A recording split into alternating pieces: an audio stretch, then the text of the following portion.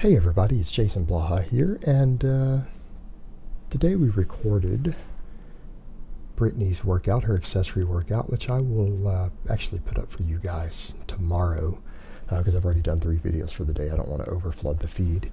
So we're going to put this up tomorrow, so you guys are seeing yesterday's workout, and it's Brittany's accessory workout. Now, one of the things that you're going to note is that we have her do a lot of pausing, a lot of trying to re-get tight. That's one of the things you'll notice with these kettlebell deadlifts. Everything is working on that. And some people have noticed, she's really kind of floppy like a noodle when she trains.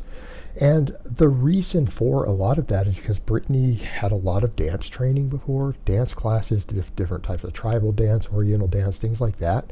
And because of that, they taught her to be loose and floppy, or like she said, to flow like water. Well, the counter side of that, if you guys remember, Bruce Leigh used to talk about that, flowing like water and then crashing and then hardening back up. The problem is that she was taught how to flow like water, but not how to become rigid again. And if you're going to be in sports, or you're going to lift heavy weight, or do anything to where you have to ratchet yourself up tight, that's the total opposite. You can't really be flowing like water during any of that. And so there's really been a lot of work having to teach her this, because it's kind of the opposite of what she had been taught to do with a lot of different types of dance. And that's ultimately kind of one of the issues we run into when we cross-train sometimes with different life endeavors, fitness endeavors, physical things that we do, is that sometimes we learn patterns and habits that if they are applied to something else can actually be harmful to our performance, be harmful to our goals, right? And so that's one of the cases of what we had, is so we've had to work with that a lot. Now the other thing that I'll remind people, she's doing 5 sets of these kettlebell deadlifts. They would be kettlebell squats if she stopped an inch off the floor with them, but we actually pull from the floor, which makes it a deadlift, is because of her individual structure, her individual hip structure and limb lengths. She's really struggled with the conventional deadlift. She's found things like high bar squatting, just due to the foot stances, to be really difficult. And a lot of it has to do with her hip bone structure, like I've discussed in the past.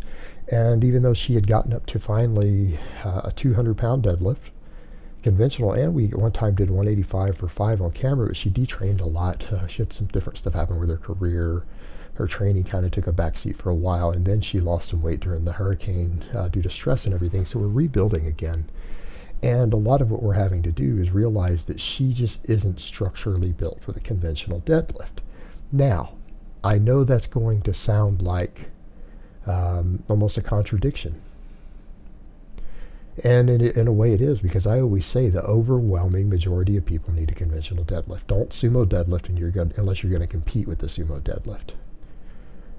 Now, this is one of those rules that there are exceptions to. There are people, and when I say people, we're talking less than 10% of people, are structurally built in such a way that their foot stances, it's really, really difficult due to hip structure, leg length, things like that, to really ideally do a conventional deadlift, to have it feel anything other than awkward. And if that's the case, potentially a sumo deadlift might be better for their structure. Again, just due to the pain in their hips and everything else. That's one of the things that she noted a lot, was a lot of hip pain from doing the conventional deadlift, just due to her hip structure. So in her case, we're having to do it different. Now, you see the stance width she's using there? That's not a true sumo in the full competition sense. It's more of a hybrid. It's a hybrid sumo. But that's what she needs to do to get her ideal leverages in her hips. And so we're training that on multiple exercises now, so that we can carry this over to the deadlift, to the squat, to all these other exercises, because she wants to specialize in her lower body at the moment. So that's what we're doing. And we're using a similar foot stance to where she feels the ability to have no pain in her hips, in the actual hip socket. Which is really important for what we're doing. And we're maintaining a similar stance on about 4 different exercises.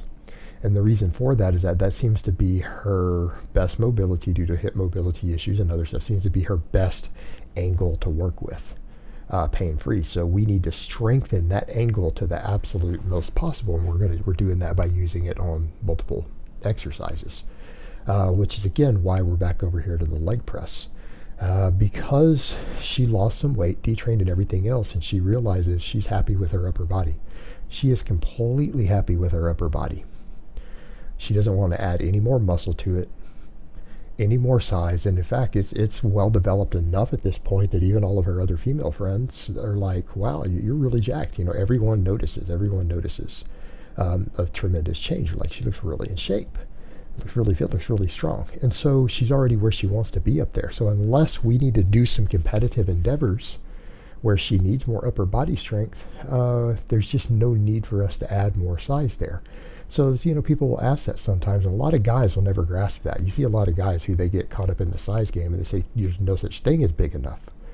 Well, that's not always true. Eventually, you might find that you're happy with your size. And in that case, you know what? We do 3 to 6 sets of pulling for her upper body and about 3 to 6 sets, usually only 3 sets of pressing for her upper body. We've completely maintained everything. Look, you can see her triceps when she leg presses. We've maintained that by doing 3 sets of dumbbell standing presses once a week. That's all she needs to do. She's maintaining just fine. And what that's doing is allowing us to hyper focus and specialize on her lower body, because she wants more quad. She wants more glute. She's like, I want to get rid of my serious case of white girl pancake booty.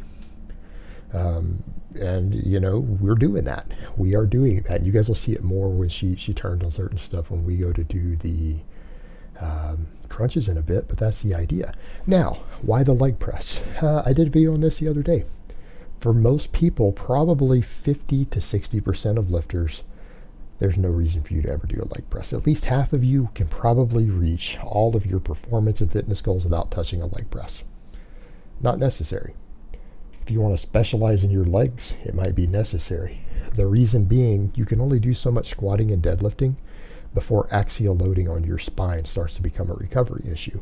Now, for most people who just want balanced development and strength, you probably will not exceed your maximum recoverable fatigue there. You probably won't on a balanced program.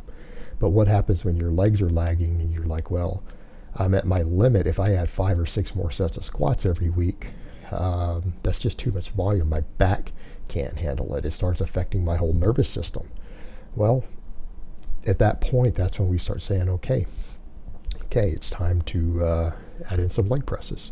And so that's what we're doing with her. And we've been using this as an overall hypertrophy tool, a mobility tool, just to add volume, because she's not going that heavy on it. I mean, 3 sets of 10 with 1 plate on each side on the slide, that's not that heavy.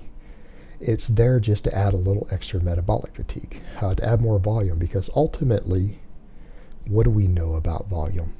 If progressive overload is present and recovery is sufficient, higher volume usually leads to better hypertrophy. And that's total volume that a set of muscles are subjected to. And I think that's universally accepted. In other words, the more work you do, doing more work produces more gains, as long as that work is progressive, meaning the total cumulative weekly work you do has some progression to it. And in this case, the progression's on her squat and deadlift end. We're adding weight to those. This stuff is just there to add extra weekly fatigue. And that fatigue is how we boost the gains a little bit. It's not going to be a big difference, but it's starting to be noticeable. It's getting noticeable. Now, with her lat pull downs, again, we've discussed this a lot in the past, due to hairdressing, being an artist, all of that stuff. She's got some shoulder issues, and so we do everything with a narrow grip. Always remember, anyone with shoulder issues, closed grip bench pressing, narrow grip lat pull downs, relatively narrow grip chin ups, the way to go. Don't do stuff wider than shoulder width with your hands for any of your upper body exercises if you have a history of shoulder problems. Real simple. So that's the reason we do these. That's the reason we choose certain exercises for her. And you know what? It's helped. She doesn't get the shoulder inflammation she used to have. Problem solved. So we've been able to build her upper body reasonably respectable for a middle-aged natty female. Her upper body development is pretty reasonable, particularly for someone who doesn't do large amounts of training for their upper body. It's pretty respectable at this point. So this is getting the job done, and this is enough to maintain what she has. It's enough. We keep her metabolism up, and we do a little more lat pull downs and pressing because it carries over to her deadlifting. And so that's pretty much what we're doing, and it works. And then obviously standing crunches. Because again, standing crunches, what are we doing? Since we're doing a lot of leg pressing to add extra volume, we're not getting the core development we need from that leg press. So it might be adding extra strength and volume to her lower body, but it's not building her core. We do these every workout. We do a set of these standing crunches. She realized the weight wasn't heavy enough. She's like, I need more weight than that. And I'll do half the stack for 3 minutes straight, which she does. Again, the extra core work. We need to make sure, and notice getting a bit of glute development. Her white girl booty is disappearing. Same thing, look at the quad development right there. Finally seeing some quads. And again, it's from all this volume. Squats, deadlifts, deadlift variations, leg press. That's how we're doing it. But this extra core work is there to make sure we have the core development necessary for her to get stronger on the squat and deadlift. Because again, we're going to get some extra lower body from that leg press, but that's not lending itself to a stronger core. Not giving us the extra core strength we're going to get from those other exercises, so we're making sure that we make up for it here. The last thing we want when we're using squats and deadlifts to increase leg and glute size and development, the very last thing you want is for your core to become a weak link, right? By doing this, we're eliminating that, because she does this 4, sometimes 5 times a week. We're getting that extra core involvement, that extra core development to help with her deadlift, to make sure that that does not become a weak link, so that she can continue to pursue her goals without weak links developing. Just like she doesn't have grip problems, we've made sure the way I've trained her that grip never becomes a problem. Even this here, this works your grip. We do a lot of grip work because of all of the different pulling and exercises that she does where she has to grip something. The leg press and maybe the squat now is about the only thing she doesn't. Everything else, it's all grip work. Lat pull downs, 2 different types of deadlifts, all these crunches holding on to the rope. It's extra grip work. It adds up. And accordingly, she's never used a mixed grip or a hook grip, by the way. We've done 185 for 5 on camera on the deadlift. That was double overhand when she did that. She's never used a mixed grip. We haven't had to go to a mixed grip yet.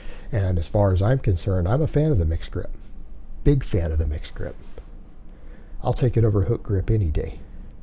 You use the mixed grip when you have to, when you're no longer strong enough to double overhand. And that's interesting because she's hit decent numbers double overhand. So I know, because of all this extra grip she's done, that when we go to get her stronger on the deadlift and she really wants to build that deadlift up in the long term, all we're going to have to do is go to a mixed grip. No additional grip work will be required. It'll be fine. She'd never use straps, and we do tons and tons of gripping. Never becomes an issue. All right, guys, but that's really all I have to say on that today. I hope it's been informative, and I will talk to you guys next time.